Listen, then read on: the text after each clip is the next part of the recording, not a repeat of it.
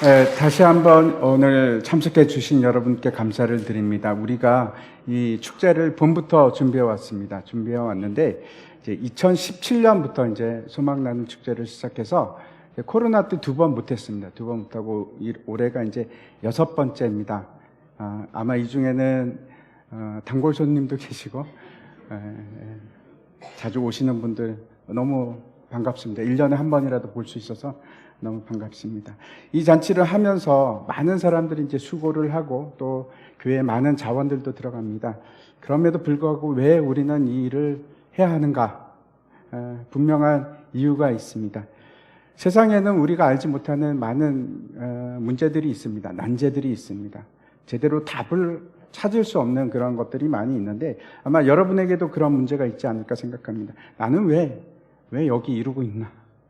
소망교회에 와서 내가 이 세상에 태어나서 나는 지금 어디를 향해서 가고 있나? 내가 죽고 나면 나는 어떻게 되는 걸까? 그런 의문이 있으시지요? 여기에 대해서 아무도 정확한 대답을 주지 않습니다. 석가모니에게 말롱카라는 제자가 있었습니다. 제자가 있었는데 이 제자가 이제 질문을 했습니다. 석가모니께. 그래서 사후에는 어떻게 됩니까? 어떤 일이 있습니까? 그랬더니 이제 석가모니가 무슨 대답을 하셨는가 하면, 아니 지금 현세의 일도 우리가 다 알지 못하는데 사후의 일을 우리가 알 필요가 뭐가 있느냐? 왜 그게 필요하냐? 이렇게 이제 대답을 주지를 않았습니다. 그러니까 이제 독화살이라는 비유를 통해서 얘기를 했는데 이런 얘기입니다. 어떤 사람이 이제 독화살을 맞았습니다. 근데 그 사람이 그러는 겁니다. 아니 뽑지 마. 나는 누가 이걸 나한테 쐈는지 알 때까지는 절대로 안 뽑을 거야. 그런 것이 중요한 게 아니죠. 진짜 중요한 것은 독이 퍼지지 않게 뽑는 겁니다. 그게 맞는 얘기입니다. 그렇죠? 이 얘기를 이제 석가모니께서 하셨는데 맞는 얘기일 수 있습니다. 우리에게 닥친 현실이 너무나 많죠. 지금 급한 일이 훨씬 중요하다고 생각할 때가 있습니다. 하지만 우리가 독화살에 맞지 않아도 언젠가는 죽고, 독화살에 맞아도 반드시 우리는 언젠가는 죽고 맙니다. 내가 어디서부터 시작해서 어디로 가고 있는가, 내가 어디를 향하고 있는가 하는 것은 내가 가고 있는 이 길이 맞는지 틀린지 너무나 중요하지 않습니까? 마지막에 갔는데 여기가 아닌가 봐. 그러면 정말 큰일 나겠지요. 지금 당장 문제가 되지 않는다고 할지라도 이 문제는 반드시 여러분이 일생 동안에 꼭 맞이해야 될 그런 문제입니다. 저는 그 답을 알고 있습니다. 제가 뭐가 똑똑해서 그런 것이 아니라 하나님께서 성경을 통해서 말씀해 주셨기 때문에 그렇습니다. 사람은 그 누구라도 이 모든 인생의 난제들을 알아갈 수 있는 방법은 없습니다. 사람은 유한하기 때문에 그렇습니다. 무한하지 않습니다. 모든 면에 있어서 그런데 우리 지식도 유한하고 우리가 인식할 수 있는 것도 한계가 있고 우리가 볼 수 있는 것도 한계가 있고 무엇보다도 우리의 생명은 한계가 있습니다. 독화살이 다 퍼져서 죽기 전에 우리가 모든 것을 알 수는 없습니다. 석가모니가 말한 것처럼 그렇습니다. 오늘 우리가 읽어보려고 하는 이 성경 구절은 굉장히 중요합니다. 널리 알려져 있는 구절이기도 하지만 이 난제 중에 핵심에 대해서 말씀하고 있거든요. 여러분 귀를 기울여 주시기 바랍니다. 요한복음 3장 16절부터 18절까지 말씀인데 제가 한번 읽도록 하겠습니다. 하나님이 세상을 이처럼 사랑하사 독생자를 주셨으니 이는 그를 믿는 자마다 멸망하지 않고 영생을 얻게 하려 하심이라. 하나님이 그 아들을 세상에 보내신 것은 세상을 심판하려 하심이 아니요 그로 말미암아 세상이 구원을 받게 하려 하심이라. 그를 믿는 자는 심판을 받지 아니하는 것이요 믿지 아니하는 자는 하나님의 독생자의 이름을 믿지 아니함으로 벌써 심판을 받은 것이니라. 이렇게 말씀하고 있습니다. 읽다 보면은 이제 쉽지는 않죠. 이게 머릿속에 쏙쏙 들어가고 그러지는 않는데 제가 한 구절씩 설명을 드리도록 하겠습니다. 정말 중요한 구절이기 때문에 잘 들으셨으면 좋겠습니다. 다시 이제 16절 말씀 보여주십시오. 제가 다시 한번 읽겠습니다. 하나님이 세상을 이처럼 사랑하사 독생자를 주셨으니 이는 그를 믿는 자마다 멸망하지 않고 영생을 얻게 하려 하심이라. 아멘. 이 구절을 보면 첫 번째 놀라고 굉장히 의아스럽게 생각하는 것이 있습니다. 아니, 하나님이 세상을 이처럼 사랑하셨다고? 세상이라는 말은 물론 이제 세상에 있는 천지 만물을 얘기할 수도 있지만 여기 핵심은 우주 만물을 얘기하는 것이 아니고 여기 앉아 계신 여러분을 얘기하는 겁니다. 저와 여러분, 모든 사람을 얘기하는 겁니다. 아니, 하나님이 날 언제부터 아셨다고 이렇게 사랑한다고 그렇게 말씀하시지? 난 잘 모르겠는데 그런 말씀하지 마십시오. 저는 하나님이 계신지 안 계신지도 잘 모르겠습니다. 하시는 분들이 여기도 아마 계실 거라고 생각이 됩니다. 그걸 넘어서서 나는 그런 게 와닿지 않아요. 저는 이런 거 생각하기는 너무 바빠요. 하시는 분도 계실지 모르겠습니다. 너무나 당연합니다. 어떤 분은 이럴 겁니다. 하나님이 계시다면 내 앞에 보여주십시오. 보여주세요. 그러면 믿을게요.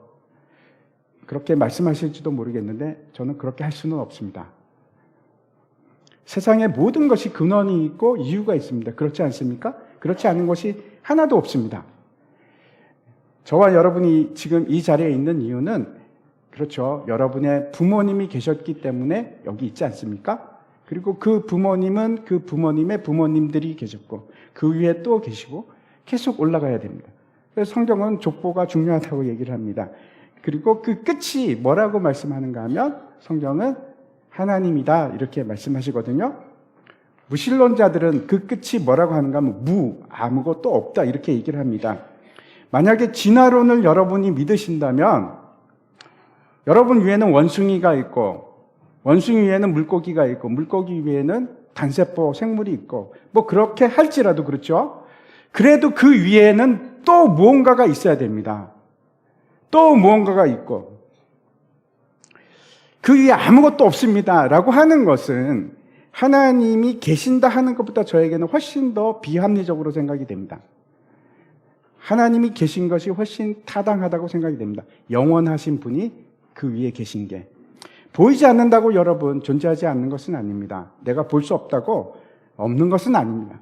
세상에 수많은 것들이 보이지 않지만 존재합니다. 아무튼 다시 돌아가서 하나님이 세상을 이처럼 사랑하사 하나님께서 이 세상을 그렇게 사랑하셨다고 하는데 하나님께서 우리를 사랑하셨다 하는 곳에서 몇 가지를 우리가 생각할 수 있습니다. 첫 번째, 하나님이 여러분을 정말 그렇게 지독하게 사랑하셨다면 절실하게 사랑하셨다면 도대체 왜 그러셨을까요? 분명히 그럴 만한 이유가 있을 겁니다. 아마도 첫 번째, 정말 그럴 만한 이유가 있다면 여러분은 그런 존재입니다. 다시 말씀드려서 여러분은 아무렇게나 취급받고 무시당하고 업신여김을 당해야 하는 그런 존재가 아닙니다. 하나님께서 정말 귀하게 여기고 정말 존귀하게 여기는 존재라는 뜻입니다. 그렇죠. 성경은 여러분이 어떤 보석보다도 진주보다도 더 귀하다 이렇게 말씀하십니다. 두 번째 이유가 있습니다. 만약 하나님께서 그렇게 사랑하셨다면 도대체 그 이유가 뭘까요? 왜 그렇게 사랑하셨을까요? 그건 바로 여러분이 원래 하나님의 것이었기 때문에 그렇습니다. 성경은 그렇게 말씀하고 있습니다. 다시 말씀드려서 하나님께 속한 자였고 하나님의 자녀였기 때문에 그러신 겁니다. 아마 여기 이제 자녀가 계신 분들은 얼마나 간절히 자녀들을 사랑하는지, 지독하게 사랑하는지 이해가 가시죠? 제가 무슨 말씀을 드리는지 아시리라고 생각합니다. 저도 두 딸이 있습니다. 저는 이제 늦게 낳았습니다. 45세 첫 딸을 낳았는데 너무너무 좋아서 저는 밤에 이렇게 자다가 일어나서 얼굴 한번 보고 자고 그랬습니다. 이게 느낌이 안 오시는가 본데 저는 그랬습니다. 진짜로 그랬습니다. 막 참을 수가 없는 겁니다. 자다가 보고 싶어서 그 몇 시간을 기다릴 수가 없어서 일어나서 얼굴을 또 보고 너무 좋아하면서 다시 잠들고 그랬습니다. 제가 이제 젊을 때 부모님을 떠나서 소식이 끊긴 적이 있습니다. 몇 년 동안. 집으로 돌아왔는데 너무 놀라기도 하고 마음이 되게 무겁고 아팠습니다. 왜 그런가 하면 저희 아버님께서 혹시나 제가 돌아올까 봐 무려 2년 동안 밤에도 문을 잠그지 않고 주무신 겁니다. 열려 있어요. 제가 이제 집에 돌아갔을 때가 그때가 이제 1시 반쯤 됐을 것 같습니다. 그래서 찾아갔는데 그것도 이사를 가갖고 모르는 집이었습니다. 그래서 하여튼 주소를 간신히 얻어갖고 집으로 찾아갔는데 문이 열려 있는 겁니다. 밤 1시 반에. 그래서 문이 열려 있네? 그리고 이렇게 문을 땡기고 부스럭부스럭하고 들어가려고 그랬더니 안방에서 저희 부모님 두 분이 속옷바람으로 뛰어나오시고 저를 안아주시는 거예요. 지금도 그 일이 선명하게 기억이 됩니다. 아마 그 부모님의 사랑이 어떤 것인지 여러분 잘 아시리라 생각을 합니다. 그래서 그 사랑 때문에 독생자라는 것은 하나밖에 없는 아들을 뜻하죠. 근데 그거 이상입니다. 독생자라는 것은 유일한 자뿐만 아니고 독생자는 하나님과 같은 자, 위엄이 있는 자, 권위가 있는 자, 동등한 자, 그런 의미입니다. 우리를 너무 사랑하셨기 때문에 자신의 유일한 아들, 독생자 예수 그리스도를 주셨답니다.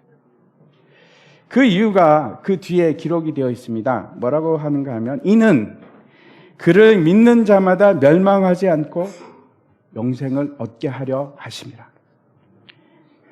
여기서 중요한 것을 우리가 알 수 있는데 두 번째, 믿는 자는 멸망하지 않는다라고 말씀하고 있습니다. 그런데 그 뜻은 어떤 뜻일까요? 그렇지 않은 사람들은 어떻게 된다는 겁니까? 멸망을 향해 지금 달려가고 있다. 파멸을 향해서 걸어가고 있다. 그 말씀을 하고 있는 겁니다. 길을 잘못 들었다고 하면 그렇죠. 다른 말로 하면 이렇습니다. 우리의 인생의 길이 있는데 그 인생을 여러분 막 살아도 되는 것이 아니고 단 한 번밖에 없는 정말 소중한 인생입니다. 근데 그 인생의 길을 가야 하는데 마지막 갔는데 여기가 아닌가 봐? 그럴 수는 없지 않습니까? 길을 잘 가야 합니다. 그렇지 않으면 결국은 파멸에 이르고 만다고 지금 말씀하고 있는 겁니다. 그걸 어떻게 아는가 하면 다시 이제 16절을 보면 멸망하지 않게 하시고 그리고 영생을 얻게 하려 하심이라 이렇게 말씀하고 있습니다. 영생이라는 것은 영원한 생명을 뜻합니다. 앞에서 제가 이제 석가모니에 대해서 말씀을 드렸는데 그 말룬카라는 제자가 이런 얘기도 했습니다. 사람들은 영원히 살까요? 중생들은 영원히 살 수 있습니까? 이런 질문을 했습니다. 근데 대답을 하지 않으셨거든요. 석가모니께서. 이유는 잘 모르겠습니다. 그런데 성경은 아주 분명하게 대답하고 있습니다. 영원한 생명을 누릴 수 있는 자가 있고 그렇지 못한 자가 있다고 말씀합니다. 우리 인생은 죽고 나서 그냥 끝나는 그런 것이 아닙니다. 여러분 중에 사람은 뭐 죽음 후에는 뭐 끝난 거지 뭐 그 뒤에 뭐가 있겠어. 아마 이렇게 생각하시는 분이 계실지 모르겠습니다. 아니 뭐 죽고 나서 그런 게 어딨어. 죽으면 끝이야. 나 다 봤어. 장례하니까 다 끝났어. 그 뒤에 뭐가 있겠어. 아무것도 없어 라고 말씀하시는 분이 분명히 계실 겁니다. 제가 그런 분들에게 질문을 드리겠습니다. 왜 그렇게 생각하십니까? 누가 그렇게 가르쳐 주셨나요? 아니면 책에서 그렇게 기록하고 있습니까? 아니면 여러분 스스로가 추론해서 생각을 열심히 해서 죽음 뒤에는 아무것도 없는 것이 맞아 이렇게 결론을 내리셨습니까? 셋 중에 하나겠죠. 분명히. 여러분 경우에는 어떻게 그 지식을 얻으셨습니까? 죽음 위에 아무것도 없다는 걸 어떻게 아시게 되셨습니까? 누군가가 그 얘기를 했겠죠? 아니면 여러분 자신이 생각을 했거나. 사람은 다 똑같습니다. 같은 사람들의 말입니다. 근거가 있어서 그런 것이 아니고 똑같습니다. 근거가 아니라 그냥 그래야 한다고 믿거나 그랬으면 좋겠다 하는 기대가 있기 때문에 그런 것입니다. 혹시 근거가 있다면 저에게 좀 나중에 와서 좀 말씀해 주십시오. 어떤 근거가 있는지. 그냥 사람에게는 영혼 같은 건 없어. 그럼 믿음입니다. 그렇게 믿는 겁니다. 또 다른 믿음이죠. 사실 무신론자에게는 굉장히 많은 큰 믿음이 필요합니다. 영혼도 없는 것을 믿어야 되고 하나님이 안 계신 것도 믿어야 되고 무에서 유가 창조되는 것도 믿어야 되고 굉장히 많은 것이 큰 믿음이 필요합니다. 성경은 그렇게 얘기하지 않습니다. 그렇게 얘기하지 않습니다.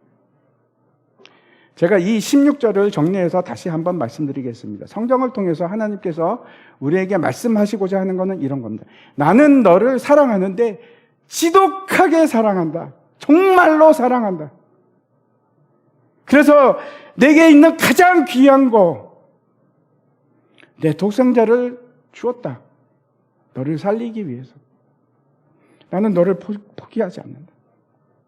네가 이 말을 믿으면, 이 사실을 내가 한 것을 깨닫고 신뢰한다면 그 믿음이 너를 구원할 것이야. 그 믿음이 너에게 영원한 생명을 주실 거야. 라고 지금 말씀하는 겁니다. 그 뒤에는 뭐라고 하실까요? 17절과 18절 제가 다시 한번 읽어드리겠습니다. 하나님이 그 아들을 세상에 보내신 것은 세상을 심판하려 하심이 아니요 그로 말미암아 세상이 구원을 받게 하려 하심이라. 그를 믿는 자는 심판을 받지 아니하는 것이요 믿지 아니하는 자는 하나님의 독생자의 이름을 믿지 아니함으로 벌써 심판을 받은 것이니라. 세 번째, 하나님께서 우리에게 하시는 말씀은 이런 겁니다. 우리 삶에는 심판이 있다고 말씀을 하십니다.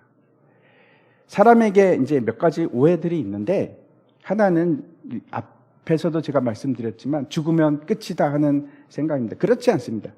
우리가 심은 대로 거둔다는 것은 우주의 법칙입니다. 콩을 심으면 거기서 콩이 나고 팥을 심으면 팥이 납니다. 원인에 따른 결과가 반드시 일어납니다. 그렇지 않은 경우가 없습니다. 두 번째는 오해가 있는데, 어떤 오해가 있는가 하면 사람들은 제가 죄는 좀 짓긴 했는데 그래도 죄인은 아닙니다. 이렇게 하는 오해입니다. 그런 말씀들을 많이 합니다. 아니, 그게 무슨 말일까요? 죄를 지었는데 죄인이 아니라니, 그게 어떤 뜻입니까? 죄를 지었으면 죄인입니다. 그냥 죄인입니다. 아니, 저는 그런 의미가 아니라 저는 살인이나 간음 같은 거 해본 적이 없습니다. 큰 죄는 안 지었습니다. 라고 말씀을 하실 수도 있습니다. 죄는 거짓말을 해도 죄고 부정직한 일을 행해도 죄가 맞습니다. 그냥 사람들이 여러분을 고소하지 않았을 뿐인 겁니다. 그래서 법정에 안 갔을 뿐입니다. 성경에는 어떻게 말씀하시는가 하면, 사람을 미워하면 그것은 살인하는 죄와 같고, 여자를 볶고 음심을 품으면 그거는 간음하는 죄와 같다고 그렇게 말씀하십니다. 10계명에는 너무나 분명하게, 5계명이 어떤 것인지 혹시 아십니까? 부모를 공경하라입니다. 부모를 공경하라. 그게 아주 명시되어 있습니다. 그걸 어기면 죄입니다. 부모를 잘 공경하십니까? 우리는 죄인이 맞습니다. 아마 24시간 CCTV가 여러분을 따라다니면서 기록을 하면 아마 수천 건의 범죄 사실이 드러날 겁니다. 우리가 그런 사람들입니다. 증거가 수도 없이 나올 겁니다. 진짜 중요한 죄가 있습니다. 그 죄가 어떤 것인가 하면 하나님을 버린 죄입니다. 부모님을 버린 죄와 같습니다. 아버지가 있는데 나는 아버지 같은 거 없습니다. 저는 그런 거 없는데요. 그의 말을 무시하고 버리고 순종하지 않는, 뭐라고 하는가 하면 반역죄입니다. 반역죄. 가장 무거운 죄 중에 하나가 부모를 버리는 죄입니다. 저와 여러분이 가지고 있는 가장 중요한 제목입니다. 저도 그랬거든요. 저도 죄인이었습니다. 지금도 죄인입니다. 그래서 예수 그리스도가 필요합니다. 우리에게는 심판이 있습니다. 그리고 뭐라고 하시는가 하면, 하나님께서 심판을 원했던 것이 아니고 구원을 원하셨다는 겁니다. 무슨 얘기인가 하면, 아들이 도망가는데 이놈의 자식 다리 몽둥이를 부러뜨려 놔야지 라고 그걸 원했던 것이 아니고 그 아들을 다시 찾아오기를 원하시는 겁니다. 구원하시고 회복시키시기를 원하시는 겁니다. 18절에 아주 심각한 말씀을 하고 계십니다. 만약에 네가 이 사실을 믿지 않는다면 너는 이미 심판을 받았다고 그렇게 말씀을 합니다. 이게 무슨 말인가 하면 두 가지 의미입니다. 하나는 네가 믿지 않음으로 너에게는 심판이 결정되어 있다라는 말이기도 하고, 또 하나는 다른 의미가 있는데, 여러분, 예수님을 의지하지 않고 사는 것은 그냥 심판을 받고 고통 속에서 살아가는 것과 다르지 않습니다. 늘 불행하고 늘 힘들고 늘 고되고 어렵고 우리 삶이 그렇지 않습니까? 나 혼자서 다 해야 되니까 누가 도와주지 않으니까 내가 돈을 벌어야 되고 내가 노력해야 되고 내가 책임져야 되고 내가 땀을 흘리고 수고해야 되고 근데 문제는 그거지요. 내가 땀을 흘리고 수고했는데 그 결과가 허사가 될 때 얼마나 많습니까? 그게 아담에게 임했던 심판과 같습니다. 우리가 그런 삶을 살아갑니다. 예수님께서 이렇게 말씀하십니다. 마태복음 11장 28절인데 수고하고 무거운 짐진 자들아 다 내게로 오라. 내가 너희를 쉬게 하리라. 우리가 예수를 믿고 구원을 얻는다는 것은 여러분 죽어서 천국 간다. 죽음 이유만을 얘기하는 게 결코 아닙니다. 결코 아닙니다. 사람들은 누구나 할 것 없이 모두가 다 짐을 지고 살아갑니다. 무거운 짐입니다. 예외가 없습니다. 그리고 그 인생의 짐을 벗을 수 있는 유일한 길은 누군가에게 주는 것인데 아무도 안 받죠. 여러분의 짐을 누가 받습니까? 예수님만이 그 얘기를 하십니다. 수고하고 무거운 짐진 자들아 다 내게로 와라. 내가 짊어져 줄게. 혼자서는 불가능합니다. 혼자서는 불가능합니다. 예수님께 맡기셔야 합니다. 제가 오늘 이제 모스트라는 영화가 이게 2013년에 나온 영화인데 제가 좀 편집을 했습니다. 어떤 얘기인가 하면 아들을 지독히 사랑하는 아버지 그리고 그 아버지를 끔찍하게 사랑하는 아들 얘기입니다. 사랑 얘기인데 하지만 보통 사랑 얘기가 아니고 좀 특별한 얘기입니다. 아들을 정말 사랑하는데 때로는 함께 낚시를 가기도 하고 캠핑을 하기도 하고 아들이 학교가 이제 끝나고 나면 아빠가 찾아가서 이렇게 얘기를 합니다. 아들아, 나랑 같이 일하는데 같이 갈래? 그렇게 얘기를 하기도 합니다. 저 아버지는 철도를 위해서 일하는 사람입니다. 그가 일하는 곳이 다리를 통제하는 그곳에서 일을 합니다. 그래서 배들이 오면 철도를 들어 올리고 지나가면 철도를 내리고 그런 일을 합니다. 아들은 아빠의 그 기차를 너무 좋아했습니다.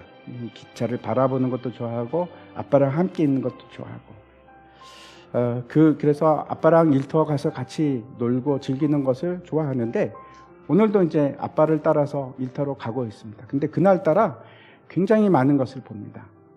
제가 다 편집하지는 못했지만 그 기차 안에 보니까 함께 있으면서도 전혀 즐거워하지 못하는 사람들, 연인들이 있고 싸움을 싸우고 화가 난 사람도 있고 세상은 다 행복해 보이는 것처럼 보이지만 여러분 한꺼풀만 벗기면 다 상처입니다. 상처들이 고스란히 다 드러납니다. 그게 없는 사람이 없습니다. 모두가 다 상처를 안고 살아갑니다. 기차 안에 다양한 사람들이 있는데 많은 사람들이 함께 있는 것처럼 보이지만 어떤 사람은 너무나 외롭습니다. 이방인입니다. 군중 속에 있는 이방인. 어떤 사람은 잃어버린 사람도 있고 사랑을 잃어버린 사람도 있고 어떤 사람은 화가 나 있습니다. 아무것도 뜻대로 할 수 없습니다. 여인에게 화가 났고 연인에게 자기 상황에 화가 나고 자기 자신에게 화가 났고 어떤 사람은 이기적입니다. 왜 그럴까요? 그래야지 살아남으니까. 결국 자기를 위해서 살아줄 사람은 아무도 없다는 것을 깨달았어요. 또 어떤 사람에게는 상처를 줍니다. 자신이 상처를 받지 않기 위해서. 저 빨간불 보이십니까? 빨간불이 있다는 것은 지금 배가 지나간다는 신호입니다. 근데 기관사가 그걸 놓칩니다. 어떤 여자, 아까 그 여자는 마약 중독자입니다. 쾌락을 찾기 위해서 세상에 중독되어서 살아가는데 우리는 여러 가지 이유 때문에 쾌락을 찾습니다. 그것이 행복을 줄 수 있다고 생각했어요. 근데 바로 그날 비극적인 실수가 일어납니다.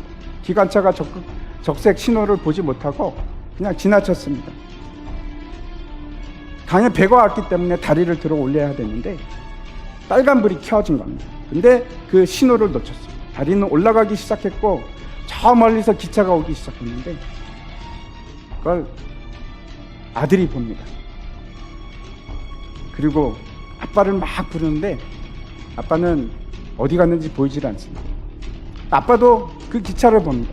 그래서 그 아들이 했던 것이 어떤 건가 하면 빨리 가서 그 빨간 레버를 잡아당기는. 그런데 저 떨어집니다. 기계실로 떨어지고 그 기계실에 계속 있으면 아마 다리가 내려올 때 죽을 겁니다. 그리고 그 장면을 아빠가 보게 됩니다. 이제 끔찍한 선택으로 이어지는데 기차는 계속 다가오고 시간은 없고 둘 중에 하나를 선택해야 됩니다. 기차 안에 있는 사람들을 다 죽게 할 것인가? 아니면 레버를 당기고 기계실에 있는 자기 사랑하는 아들을 죽일 것인가? 모든 결정이 지금 아버지에게 달려있는 겁니다. 그리고 하나님 아버지, 저와 여러분의 하나님께서 그 결정을 하셔야만 했습니다. 그 결정이 아버지에게 달려있습니다. 아들을 살릴 것인가, 세상을 구할 것인가. 근데 이 세상은 그 사실을 전혀 모릅니다. 저 기차에 타고 있으면 그 사실조차 모릅니다. 아버지가 결정을 합니다. 아무도 그를 비난할 수가 없습니다. 그의 잘못이 아니라서 비난할 수 없습니다. 책임이 아닙니다. 레버를 당기고 세상을 구할 것인가, 아니면 그냥 두고 아들을 구할 것인가. 결국은 내립니다. 세상을 구하기 위해서. 하나님께서 세상을 이처럼 사랑하사 그 유일한 아들을 우리에게 주셨습니다. 그래서 그를 믿는 자마다 누구든지 멸망치 않고 구원하시기 위해서. 아버지는 레버를 내렸고 다리는 내려갔습니다. 근데 아무도 그 일에 신경 쓰지 않습니다. 아무도. 그가 아들을 주었는데, 여러분을 살리기 위해서 하나님께서 그 아들을 주셨는데 아무도 신경 쓰지 않습니다.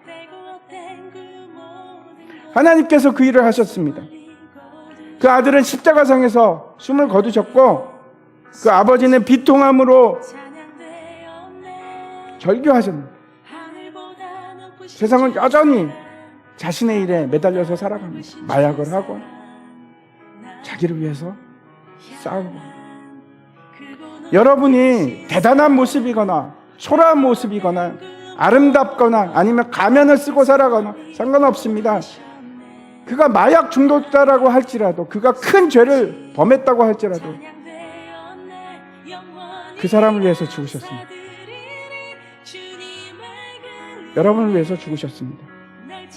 그게 변하지 않는 사실입니다.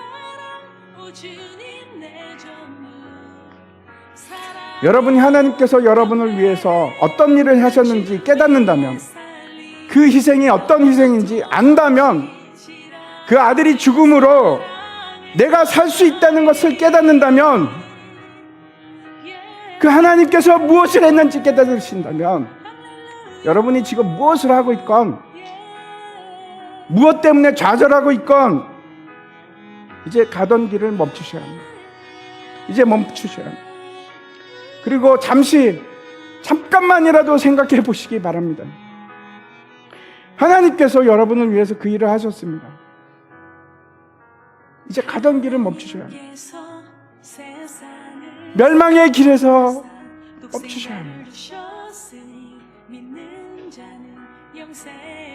그때 우리는 새로운 피조물이 되고 전혀 다른 새로운 사람이 됩니다. 제가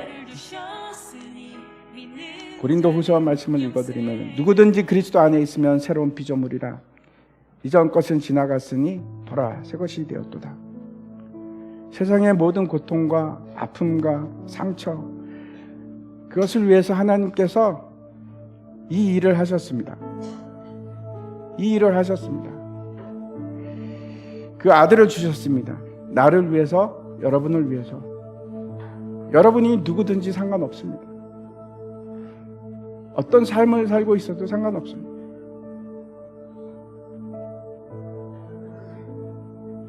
그를 믿는 자는 누구나 상관없습니다. 멸망치 않게 하시려. 제가 고린도후서 말씀을 읽어드리겠습니다. 그리스도의 사랑이 우리를 강권하시는도다. 우리가 생각하건대 한 삶이 모든 사람을 대신하여 죽었은즉 모든 사람이 죽은 것이라. 오늘도 좀 있으면 해가 질 거고 내일 다시 해가 뜰 겁니다. 그리고 또 해가 질 겁니다. 우리가 우리의 과거는 바꿀 수 없습니다.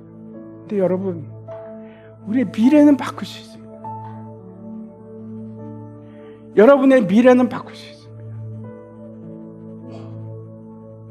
저와 여러분이 바로 저 기차에 타고 있던 사람들입니다. 하나님께서는 지금도 한 사람을 주목해서 보고 계십니다. 그렇게 절규하던 아버지의 모습을 본 사람입니다. 그리고 새롭게 바뀐 사람입니다. 이제 제가 말씀을 마치려고 합니다. 성경은 이렇게 말씀합니다. 우리가 아직 죄인 되었을 때 예수님께서 우리를 위해 죽으심으로 하나님의 그 사랑을 확증하셨다고. 하나님의 그 사랑을 확증하셨다고 그렇게 말씀하십니다. 성경은 처음부터 끝까지 그 얘기입니다. 사랑 얘기입니다. 내가 너를 지극히 사랑한다. 나는 너를 포기하지 않는다. 내가 너를 사랑하기 때문에 너를 구원할 거라고. 그 얘기가 성경 얘기입니다. 구원에 이를 수 있는 다른 방법은 없습니다. 예수님께서 나를 위해서 죽으심을 믿는 것, 그것이 나에게 영생을 줍니다. 그걸 인정하는 것이. 당신이 나를 위해서 죽었습니다. 나는 죄인이었습니다. 나를 구원하소서, 용서하소서. 제가 이 시간에 같이 기도를 했으면 좋겠습니다. 이 시간 잠깐 모두 조용히 눈을 감으시고 여러분 마음으로 같이 기도했으면 좋겠습니다. 하나님은 살아계십니다. 그리고 지금도 여러분을 사랑하고 계시고 여러분이 하나님을 인정하고 신뢰하기를 원하십니다. 그 사랑의 보증이, 정말로 사랑했다는 그 보증이 예수 그리스도십니다. 여러분이 만약 지금 내가 하나님을 인정하겠습니다, 그 사랑을 받아들이겠습니다 라고 하면 하나님께서 약속하셨습니다. 여러분 안으로 성령을 보내주시겠다. 그리고 여러분 안에 평안을 주시겠다, 기쁨을 주시겠다, 회복을 주시겠다. 그리고 여러분의 삶의 목적을 알게 하시겠다. 약속을 주셨습니다.